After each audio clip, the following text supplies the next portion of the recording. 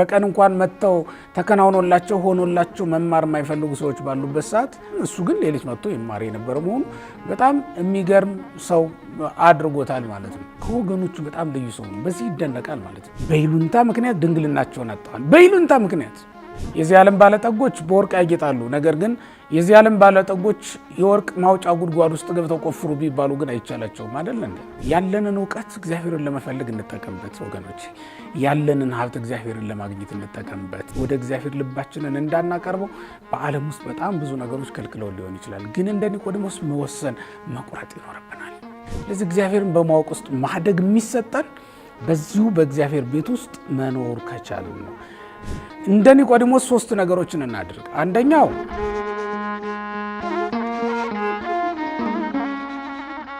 በስመ አብ ወወልድ ወመንፈስ ቅዱስ አሐዱ አምላክ። ሰላም እግዚአብሔር ከሁላችን ጋር ይሁን። እግዚአብሔር የሚወዳችሁ እግዚአብሔር ቤተሰቦች፣ የእመቤታችን የቅድስት ድንግል ማርያም ልጆች በያላችሁበት የእግዚአብሔር ሰላም ይድረሳችሁ። እንደምን ሰነበታችሁ? ይህ እንደተለመደው እንግዲህ በየሳምንቱ የሳምንቱን መርሃ ግብር ይዘን የምንቀርብበት ሰዓት ነው። በጉባኤ አቅሌስያ ዩቲዩብ የምትከታተሉት ትምህርት ነው ማለት ነው። እንግዲህ አጠር አድርገን ይሄ ሳምንት ምንድን ነው የሚለውን ለመግለጽ ያክል ነው በዚህ ዝግጅታችን የመጣ ነው።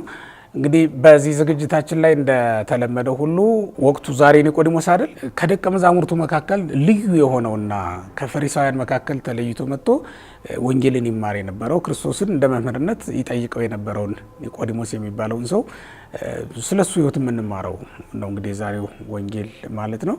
በዮሐንስ ወንጌል ምዕራፍ 3 ከቁጥር 1 ጀምሮ ያለው ነው እንግዲህ ዛሬ የሚነበበው።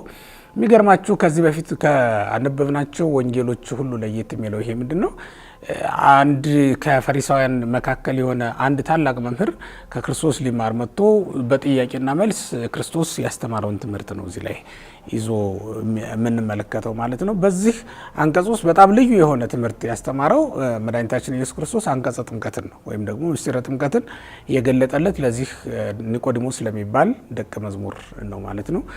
ሳምንቱም የተሰየመው እንግዲህ በዚህ ደቀ መዝሙር ነው፣ ኒቆዲሞስ በሚባለው ሰው ነው የተሰየመው። ይህን ሰው ልዩ አድርጎ ያነሳበት ምክንያት ምንድን ነው? 2 ምክንያቶች ይጠቀሳሉ። አንደኛው ይሄ ሰው ይመጣበት የነበረው ሰዓት ነው። ሌሊት ይመጣ የነበር ነው። ዘሆራቢው ቀድሞ ሌሊት ነው የሚለው ሌሊት ይመጣ የነበረ ሰው ነው። በኋላም መድኃኒታችን ኢየሱስ ክርስቶስን ከመስቀል አውርደው ከቀበሩት 2 ሰዎች መካከል አንዱ ይሄ ደቀ መዝሙር ወይም ይህ ኒቆዲሞስ የተባለው ሰው ነው የነበረው ማለት ነው። የአንዱ ምክንያት ነው እንግዲህ በልዩነት እንዲነሳ። ሁለተኛው ደግሞ መላኮሙ ለአይሁድ ነው የሚለው የአይሁድ ነጋድ ራሳቸው ወይም ደግሞ የአይሁድ አለቃቸው ነበረ ነው የሚለው። ይሄ ሰው ጽድቅን አጥብቆ ይፈልግ የነበረና እውነትን ፍለጋ አጥብቆ ከወገኖቹ ጋር ሳይቀር ይከራከር የነበረ ሰው እንደሆነ በሌላ ምዕራፍ ላይ ተገልጦ እናነበዋለሁ። በዮሐንስ ወንጌል ምዕራፍ 7 ላይ ስንመለከት ምንድነው የሚለው? ኦሪትክሙ ንትኮንኑ ለሰብእ ዘእንበለ ኢትትዎ ቅድመ ይላል። አይሁድ በጅምላ ነው በክርስቶስ ላይ ይፈርዱበት የነበረው። ይሄማ በደለኛ ነው እያሉ በደሉን አያውቁትም፣ ግን ይሄማ በደለኛ ነው፣ ጻድቅ ሰው ሊሆን አይችልም የሚል ድምዳሜ ይሰጡ ነበር። ይህ ሰው ግን እንደዚያ አይልም። ኦሪታችሁ እንዲህ ሰውን በከንቱ ትፈርድበታለች ወይ? ዝም ብላ ትበይናለች ወይ? እያለ ከእነሱ ጋር ሳይቀር ይከራከር ነበር። እንዲሁም ጉባኤው በእሱ ቃል ተፈታ ነው የሚለው። ወገቡ ሁሉ ለላሃዱ ውስተ ቤቶሙ ከመ ይህትቱ መጻሕፍተ ይላል። መጻሕፍትን ይመረምሩ ዘንድ እያንዳንዳቸው ወደ የቤታቸው ገቡ ነው የሚለው እና ከዛ በኋላ አይሁድ ራሳቸው ወደ ራሳቸው ተመልሰው መጻሕፍትን እያገላበጡ እንዲያጤኑ ያደረጋቸው ሰው ነው ማለት ነው። እና ስለ ክርስቶስ ሲናገር ወይም ደግሞ እውነትን ፍለጋ ያለው እምነት በጣም ጽኑ ነው። ስለ ክርስቶስም የሚመሰክረው ልክ እንደዚህ ባለ ምስክርነት የተገለጠ ከነሱ መካከል ወይም ከፈሪሳውያን መካከል ማንም የለም። ኒቆዲሞስ ነው የተገኘው የመጀመሪያው ሰው ማለት ነው። ለዚህ ነው እንግዲህ ይሄ ሳምንት በልዩነት በሱ ስም ለመሰየም ችሏል ማለት ነው። ይህ ሰው ምን አይነት ሰው እንደነበረ ተመልከቱት። ራሱ ባለቤቱ መድኃኒታችን ኢየሱስ ክርስቶስ ይህ ሰው በጣም የተማረ ሰው እንደነበረ ገልጦታል። አንተ ሊቆሙ ለእስራኤል ወዘንተ ነገር የተአምር ብሎ አንተ የእስራኤል መምህራቸው ነህ ብሎ ነው የገለጠለት፣ ክብሩን የገለጠው ማለት ነው። እና ጸሐፊው ዮሐንስም በእርግጥ መላኮሙ ለአይሁድ ብሎታል፣ የአይሁድ አለቃ ብሎታል። አሁን በዮሐንስ አገላለጥ ባለስልጣን ነው፣ በክርስቶስ አገላለጥ ደግሞ ሊቅ ነው ወይም የተማረ ነው ማለት ነው። ክርስቶስ ሊቅነቱን ገለጠለት። ዮሐንስ ወንጌላዊ ደግሞ ወሀሎ አሐዱ ብእሲ እምፈሪሳውያን ዘስሙ ኒቆዲሞስ መላኮሙ ለአይሁድ ይላል። ከፈሪሳውያን ወገነ የሆነ የአይሁድ አለቃ ብሎ ሹመቱን ገልጦለታል ማለት ነው። ትምህርቱን ደግሞ ኢየሱስ ክርስቶስ ራሱ ገልጦታል። ስለዚህ ሁለቱም የነበረው ሰው ነው ማለት ነው። ይሄ ሁሉም ኖሮት ግን ወደ ክርስቶስ የመጣ ሰው ነው። ለዚያውም በጣም የሚያስገርመው ሰው ሊቃውንቱ በዚህ ሰውዬ ይገረሙበታል። ምን ብለው ከተባለ ይሄ ሰው መላከ አይሁድ ነው፣ ይሄ ሰው ደግሞ ሊቅ ነው፣ ይሄ ሰው ከፈሪሳውያን ወገን ነው። ከፈሪሳውያን አንዱም እንኳን ምናልባት በኋላ ቅዱስ ጳውሎስ ይመጣ ካልሆነ በስተቀር ከፈሪሳውያን አንዱም እንኳን ከዚህ ሰው ወይም ከዚህ ብላቴና የ30 ዓመት ጎልማሳ ሆኖ ስለሚታያቸው ማለት ነው ክርስቶስን ሊማር የፈቀደ አንድም የለም። አንድ ቀን እንኳን ጉባኤው ላይ ህዝቡ በዝቶ ከማየታቸው የተነሳ ሊታዘቡ ይመጡ ነበርና ሲመጡ እንኳን ምንድን ነበር የሚሉት? ማይተ ያምር ዝንቱ መጽሐፈ ዘይማህሩ መንሄ፣ ማንም ሳያስተምረው ይሄ ሰው መጽሐፍን እንዴት ሊያውቅ ቻለ የሚል የትዝብት ጥያቄ ነው ይጠያየቁ የነበረ እርስ በርሳቸው እንጂ አንዱም እንኳን ለመማር ወደ ክርስቶስ የቀረበ የለም። ከወገኖቹ በጣም ልዩ ሰው ነው። በዚህ ይደነቃል ማለት ነው። በዚህ ይደነቃል። የ50 ዓመት የ60 ዓመት ሽማግሌ ሆኖ ከዚህ ጎልማሳ ይማራል፣ እስከ ዛሬ ድረስ ትምህርት አልተካተተለትም ማለት ነው። ይሉኛል ሳይል በእውነቱ ይሉኝታን ሁሉ ጥሎ ነው የመጣው። ይሉኝታን ሁሉ ትቶ ሽሮ ነው የመጣው ይሄ ሰውና በጣም የሚገረሙበት ለዚህ ነው። ሊቃውንቱ ያደንቁታል ማለት ነው። ይህን ሁሉ ሳይል ነው የመጣውና በዚያ ላይ ደግሞ ሌሊት መምጣቱ ነው በጣም ያስገርመው ማለት ነው። ሌሊት መምጣቱ ምን ያስገርማል? በዚያ ሰዓት መቼስ ሌሊት የረፍት ጊዜ አይደለ? በቀን እንኳን መጥተው ተከናውኖላቸው ሆኖላቸው መማር የማይፈልጉ ሰዎች ባሉበት ሰዓት፣ ባሉበት ሀገር፣ ባሉበት ዓለም እሱ ግን ሌሊት መጥቶ ይማር የነበረ መሆኑ በጣም የሚገርም ሰው አድርጎታል ማለት ነው። ሌሊት እንግዲህ ሲመሽ ህዝቡ ሁሉ ይበተኑ ነበር የሚለው ከጴጥሮስና ከሌሎቹ ደቀ መዛሙርት በስተቀር ክርስቶስ ባደረበት የሚያድር ማንም የለም። ክርስቶስ የሚያድርበትን ቦታ ስታዩት ደግሞ የአይሁድ አለቃ የሆነ ይሄ ሰው መጥቶ ያድርበት ዘንድ በእውነቱ እንደ ውርደት አያስቆጥርም። በዚያ ዘመን ከፈሪሳውያን አንዱ እዛ ኤሊዮን ዋሻ ውስጥ ያደር ዘንድ እንደምን ቻለ፣ እንደምንስ አመነበት የሚለውን ስታዩ ጥበብን ፍለጋ የማይሆኑት ነገር እንደሌለ ትመለከታላችሁ። የዚህ ዓለም ባለጠጎች በወርቅ ያጌጣሉ። ነገር ግን የዚህ ዓለም ባለጠጎች የወርቅ ማውጫ ጉድጓድ ውስጥ ገብተው ቆፍሩ ቢባሉ ግን አይቻላቸውም አይደል እንዴ? ሂደው ቆፍረው አምጥተው ያጌጡ ባለሀብቶችን ልናገኝ በፍጹም አይቻልም። ነገስታት በወርቅ በታነጸ ቤት ውስጥ ይኖራሉ አይደል? ድሆች ደግሞ የመቃብር ጉድጓድ ውስጥ የወርቅ ጉድጓድ ውስጥ ገብተው ወርቁን ቆፍረው አዘጋጅተው ያመጣሉ ለባለጸጎች፣ ለነገስታቱ ማለት ነው። ይሄ ወርቅ ከየት እንደመጣ ነገስታቱ አያውቁም። ኒቆዲሞስ እንዲህ አይነት ሰው አይደለም። ጥበብ ያለችበት ቦታ ድረስ ሂዶ ፈልጎ ሊያመጣት የሚፈልግ ሰው አይነት ሰው ነው። ጥበብን የተጠማ ሰው ነው። እውቀትን የተጠማ ሰው ነው። እውነትን ፍለጋ ላይ ያለ ሰው ነው። በጣም የሚገርም ሰው ነው ይሄ ሰው ስትመለከቱት ህይወቱ ማለት ነው። እና ክርስቶስ ደግሞ ያድር የነበረው ኤሊዮን ዋሻ ውስጥ እኮ ነው። ደብረ ዘይት እኮ ነው የሚያድር የነበረው። ይሄ ማለት አስቡት የባህታዊ ስፍራ ነው እንጂ ዓለማውያን ሊያድሩበት የሚችሉ አይደለም። ቀን በህዝብ መካከል ሲያስተምር ይውላል። ቀን በገሊላ ባህር ላይ በጀልባ ሲመላለስ ይታያል።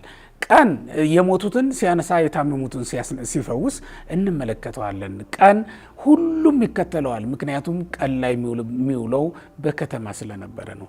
ማታ ግን እንደዛ አይደለም። የሚያድርባት የነበረችው ጠባቧ የኤሊዮን ዋሻ ናት። ይሄ ሰው እዛ ነው ሄደው ተመልከቱት፣ እንዴት አይነት ሰው እንደሆነ እና ለዚህ ነው ኒቆዲሞስን በቤተክርስቲያናችን የምናከብረው እና የሚደነቀውም ሊቃውንቱ መተርጉማኑ የሚያደንቁት ከዚህ የተነሳ ነው። እነዚህ ሁሉ ነገሮች ክብሩን ሳይቀንሱበት፣ እነዚህ ሁሉ ነገሮች ምክንያት ሳይሆኑ፣ በዛውም ላይ ደግሞ ሌሊት ቀን ሲፈርድ ይውላላ። ቀን ባለጠጋ ነው፣ ሲያበድር ይውላል። ቀን የተማረ ነው፣ ለጠየቁት ሁሉ መልስ ሲሰጥ ይውላል። ስለዚህ ምን አደረገ? ያለችውን ጊዜ ግን እውነትን ፍለጋ ተጠቀመባት ማለት ነው። ይህ ሰው ይህን ሁሉ ታምራት ያደረገ፣ ይህ ሰው በባህር ላይ በደረቅ እንደሚሄድ ሰው ሆኖ የተራመደ፣ ይህ ሰው ያለ ጀልባ በባህር ላይ መራመድ መሻገር የሚችል ከሆነ ማን ነው እሱ? ይህ ሰው 5 እንጀራ ኖሮት ለ5000 ሰው ማብላት የቻለ ነው። ማን ነው እሱ? እሱን ፍለጋ ነው ሄዶ ማለት ነው፣ እግዚአብሔርን ፍለጋ። ስለዚህ በጣም የሚደነቅበት ምክንያት ይህ ነው ኒቆዲሞስ። የተወደዳችሁ እግዚአብሔር ቤተሰቦች ከዚህ ሰው ምን እንማራለን እኛስ ካላችሁኝ፣ በጊዜውም ያለ ጊዜውን እግዚአብሔርን ደጅ የመጥናት ልምድን ነው ከዚህ ሰው ልንወስድ የሚገባ። እውነትን ፍለጋ ያለችበት ድረስ መሄድ፣ ጽድቅን ፍለጋ ያለችበት ድረስ መሄድ፣ ጽድቅን ተጠምቶ መሄድ፣ እግዚአብሔርን መጠማት በጊዜውም ያለ ጊዜውም። ይህ ማለት በቀንም በሌሊትም ማለት ነው። እግዚአብሔርን መፈለግ ያለንን ዕውቀት እግዚአብሔርን ለመፈለግ እንጠቀምበት ወገኖች። ያለንን ሀብት እግዚአብሔርን ለማግኘት እንጠቀምበት። ያለንን ጉልበት ወደ እግዚአብሔር ለመጠጋት እንጠቀምበት። ያለንን ችሎታ ይሄ ልዩ ችሎታ የሚባላል አይደል? ያለንን ችሎታ በጠቅላላ እግዚአብሔርን ለማግኘት ወደ እግዚአብሔር ለመጠጋት ልንጠቀምበት ይገባናል።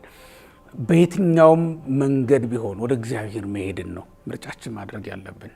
ጨለማም እንኳን ቢሆን የማይከለክለን መሆን አለብን እኛ። ምክንያቱም እኛ ማለት ነፍሴ አንተን ተጠማች ከሚለው ከዳዊት ጋር አብረን የምንዘምር ሰዎች ነን። ልክ እንደ ኒቆዲሞስ የኒቆዲሞስ ደቀ መዛሙርት ነን አይደለኛ? የኒቆዲሞስ ተከታዮች ነን አይደል? ልክ እንደ ኒቆዲሞስ እኛም ክርስቶስን ባለበት ቦታ ሁሉ ፈልገን የማግኘት ግዴታ አለብን ማለት ነው። እሱን ሳናገኝ ሌሊትም ቢሆን የማይነጋለን፣ እሱን ሳናገኝ ገደልም ቢሆን የማይከለክለን፣ እሱን ሳናገኝ ምቾት እንኳን የማንፈልግ አይነት ሰዎች መሆናችንን ማሳየት ይኖርብናል። እርግጥ ነው ወገኖች እግዚአብሔርን የምናገኝበት ስፍራ ላይ ምቾትን አብረን ላናገኛት እንችላለን። እግዚአብሔርን የምናገኝበት ስፍራ ላይ ጨለማ ሆኖ ልንቸገር እንችል ይሆናል። እግዚአብሔርን ልናገኝ በምናደርገው ጥረት ውስጥ የሚገረግሩን በጣም ብዙ አይነት ነገሮች ሊኖሩ ይችሉ ይሆናል። ምናልባትም ባለስልጣንነታችን ሊሆን ይችላል። ያንን እንዳናደርግ የከለከለን፣ የቅዳሴ ሰዓት ላይ እንዳንገኝ፣ ቅዱስ ቁርባንን እንዳንቀበል፣ ሌሎችንም ነገሮች እንዳናደርግ፣ ወደ እግዚአብሔር ልባችንን እንዳናቀርበው በዓለም ውስጥ በጣም ብዙ ነገሮች ከልክለው ሊሆን ይችላል። ግን እንደ ኒቆዲሞስ መወሰን መቁረጥ ይኖርብናል። ከባልንጀሮቻችን የተለየ ሀሳብ እንኳን እስከ ማሰብ ድረስ ሊያደርሰን ይችላል። ሃይማኖት ነው፣ በሃይማኖት ጉዳይ ነው እየተነጋገርን ያለ ነው። ስለዚህ እንደ ኒቆዲሞስ መሆንን መመኘት ይኖርብናል ክርስቲያኖች። ምክንያት የምንደረድር ሳይሆን ያለ ምክንያቶችን ሁሉ አልፈን ክርስቶስን ለማግኘት መሄድ። እሱን ካደረገ በኋላ ነው እንግዲህ ኒቆዲሞስ ረቢን አምር ከመማበ እግዚአብሔር መጻእከ ብሎ ጀመረ። መምህር ወይ ከእግዚአብሔር ዘንድ ተልከህ እንደመጣህ እናውቃለን። አልቦ ዘይክ ሊግበር ዘንተ ታምረ ዛንተ ትገብር ዘይኖ ለዘ እግዚአብሔር ምስሌው፣ እግዚአብሔር ከእሱ ጋር ካልሆነ በስተቀር ማንም ሰው አንተ የምታደርገውን ታምራት ያደርግ ዘንድ አይቻለውም ብሎ ይህን ሁሉ ይነግረው ነበር ማለት። ስለ ክርስቶስ ምስክርነት መስጠት ጀመረ። የተስተካከለ ምስክርነት እንኳን አይደለም። ምክንያቱም እግዚአብሔር ከሱ ጋር ካልሆነ ሰው በስተቀር አንተ የምታደርገው ማንም አያደርግም እግዚአብሔር ነው አላለውም። እግዚአብሔር እንዳደረበት ሰው አስመስሎት ነበር። ያልተስተካከለ ነው። እርግጥ ነው አጥርተን እንኳን እንዳይ መጀመሪያ ላይ እግዚአብሔር ክብሩን እንዴት አጥርተን ልናውቅ እንችላለን? እርግጥ ነው አጥርተን መጸለይ አንችልም መጀመሪያ ላይ። ምክንያቱም እኛ ከዓለም ነውና የመጣ ነው። እኛ ገና ከስጋ እስራት ነፃ ለመውጣት እየታገልን ያለንንና አጥርተን ሁሉንም የታዘዝነውን የወንጌልን ቃል እንፈጽማለን ማለት አይቻልም። በምጽዋታችን ውስጥ ንፍገት አለበት። በጸሎታችን ውስጥ ፍቅር ማጣት አለበት ወገኖቼ።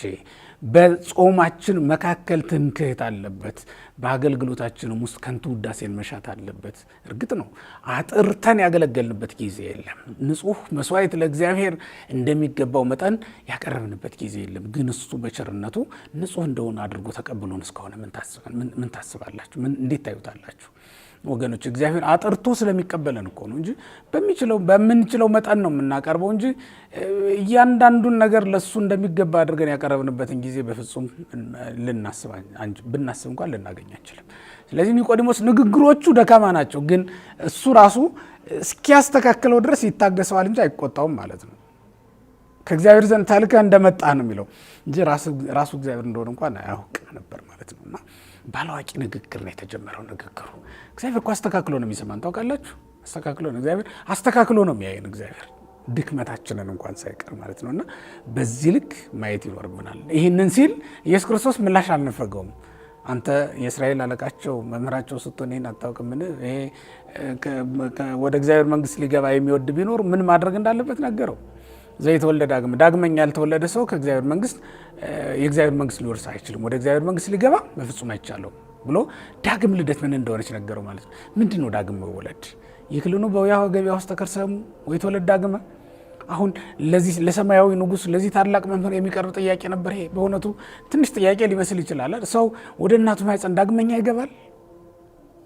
እንዴትስ ነው ዳግመኛ ሊወለድ የሚችለው የሚለውን ነገር አቀረበለት። እሱ ደግሞ እንደገና አብራራለት። በፍቅር ጠየቀው፣ በፍቅር መለሰለት። ምን አለው? ሰው ከውሃና ከመንፈስ ካልተወለደ በቀር ወደ እግዚአብሔር መንግሥት አይገባም። ተመልሶ ወደ እናቱ ማኅፀን ይገባል ማለት አይደለም። እንደገና ረቂቅ ልደት ያስፈልጋችኋል እያለው ያስፈልጋችኋል እያለ ምክንያቱም ፈሪሳውያን ሕገ ኦሪትን በሚገባ ያውቃሉ። ኦሪት ደግሞ ልጅነትን የምታሰጥ አይደለችም። ከእግዚአብሔር ለመወለድ የምታበቃ ሕግ አይደለችም። አሁን ከእግዚአብሔር ለመወለድ የምታበቃ ሕግ መታለች እና ኢየሱስ ክርስቶስ ዳግመኛ ትወለዱ ዘንድ አላችሁ ነው የሚለው። ይህን ስላልኩ ደግሞ አታድንቅ፣ ይህን ስላልኩ አታድንቅ እያለ ደግሞ እንዲሁ መላልሶ ይነግረዋል ማለት ነው። እና እየደጋገመ ነው እስኪገባው ድረስ ያስረዳው ማለት ነው። ወገኖች ገብቶንም ይሁን ሳይገባን ወደ እግዚአብሔር ብንቀርብ እግዚአብሔር የሚያስረዳን አይደለምን? ገብቶንስ ይሁን ሳይገባን አገልግሎቱን ብንጀምረው እግዚአብሔር እንዲገባን የእውቀቱን መንፈስ የሚሰጠን አይደለምን? እግዚአብሔርን ፈጽሞ አውቆት ለማገልገል የጀመረ ማን ነው? በእውነት እንደ ክብሩ መጠን አውቆት አገልግሎት ይጀምራል። እንደ ክብሩ መጠን አውቀነው ነው ጸሎት መጀመር ያለብን። እንደ ክብሩ መጠን አውቀነው ነው መዘመር ያለብን። እንደዛ እኮ አይደለም የሚያሳየው። እግዚአብሔርን በፍቅር እንቀርበዋለን፣ በፍቅር ደግሞ ራሱን ይገልጽልናል። እያደግን የምንሄደው በእግዚአብሔር ፊት ስንሆን ነው ማለት ነው ወገኖች። ስለዚህ እግዚአብሔርን በማወቅ ውስጥ ማደግ የሚሰጠን በዚሁ በእግዚአብሔር ቤት ውስጥ መኖር ከቻልን ነው።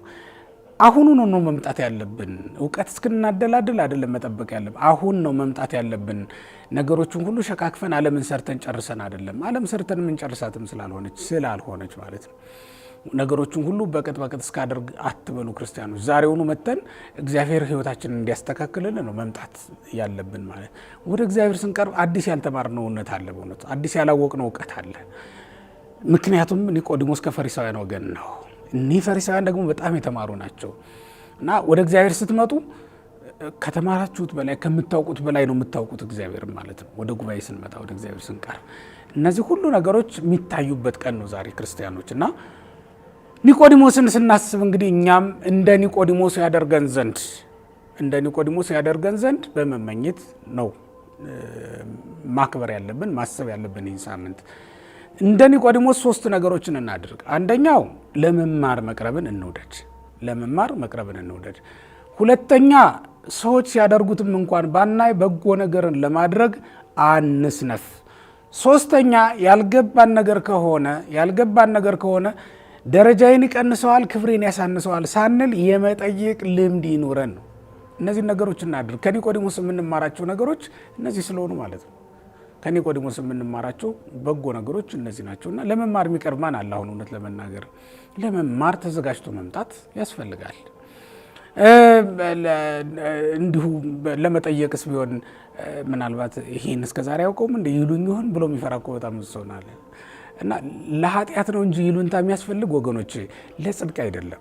ለጽድቅ ሲሆን ማንም ምን ይበል፣ ለጽድቅ ከሆነ ግን የታዘዝነው ነገር ከሆነ ግን እግዚአብሔር ያዘዘን እግዚአብሔር የፈቀደልን ነገር ከሆነ ግን ምንም ቢሉ ምን ማድረጋችንን አንተውም ማለት። ኤልሳ ያለውን አታስታውሱም? ኤልያስን መምህሩን እየሸኘ በነበረበት ሰዓት አይ ኤልያስን እኮ ዛሬ እግዚአብሔር ካንተ ለይቶ ይስደዋል እያሉ እንትን ሲሉት ምን አለ? ዝም በሉ አውቃለሁ ነበር ያላቸው ማለት ነው። ለኤልሳ ኤልያስን መከተሉ ጥቅም ነበር ወይስ ጉዳት ብላችሁ ስትመዝኑት ጥቅም ነበረ። ከዚህ ጥቅም ነው ሊያስቀሩት የነበረው። እንግዲህ ተመልከቱት፣ መጨረሻ ላይ ነው የኤልያስ መንፈስ እጥፍ ድርብ ሆኖ ያድርበት ዘንድ ይህን ምርቃት የተቀበለው መጨረሻ ላይ ስለነበረ ኤልያስ ወዴት እንደደረሰ ህዝቡ ሁሉ ሲጨነቁ፣ ኤልሳ ግን በዓይኖቹ ስላየ አልተጨነቅም። ተመልከቱ፣ ከጭንቀት ድኖበታል። የኤልያስን መንፈስ እጥፍ ድርብ አድርጎ ተቀብሎበታል። ከዛ በኋላ ኤልያስ አንድ ምጉት ሲያስነሳ እንዳየ እሱ ግን 2 ምጉት ነው ያስነሳው። ታዩታላችሁ። ከዛ በኋላ ያደረጋችሁ ታምራት በጠቅላላ የመካኒቱ መውለድ እና ያች ድሃ ዕዳዋን ከፍላ ልጆቿን ከዕዳ ነጻ ታደርግ ዘንድ ያገኘችው ሀብት እሱ ሁሉ እኮ በኤልያስ በረከት የተገኘ። ይህን ሁሉ ነው ሊያስቀሩበት ነው። ይሉኝታ ስንት ነገር እንደሚያስቀርብን ታውቃላችሁ። በይሉኝታ ምክንያት ስንት ሰዎች እኮ ብኩርናቸውን አጥተዋል። በይሉኝታ ምክንያት ድንግልናቸውን አጥተዋል። በይሉኝታ ምክንያት ያልገባች ይባላለሁ ብለው ወደ መዝናኛ ስፍራ ሄደው ድንግልናቸውን የተቀሙ እኮ በጣም።